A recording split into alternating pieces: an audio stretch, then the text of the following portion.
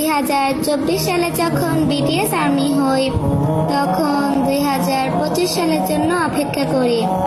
কারণ 2024 সালে যখন আর্মি হয়ে শুনেছি আপনারা মিলিটারিতে, তাই 2025 সালের জন্য অপেক্ষা করি। আর 2025 সালে যখন আপনারা ফিরে আসেন, তখন মনে হয় এই সালটা যেন শেষ না হয়, আটকে যাক এই সালটা। আর এখন কেন জানি মনে হয় একটা বছর শেষ হওয়া মানেই আপনাদেরকে হারিয়ে ফেলা।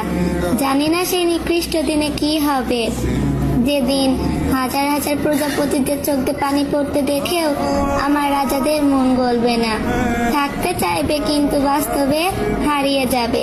তারপর এক কালবৈশাখী ঝড়ের মতন 7টি রানী এসে বলবে এই 7টি রাজা একান্তই তাদের।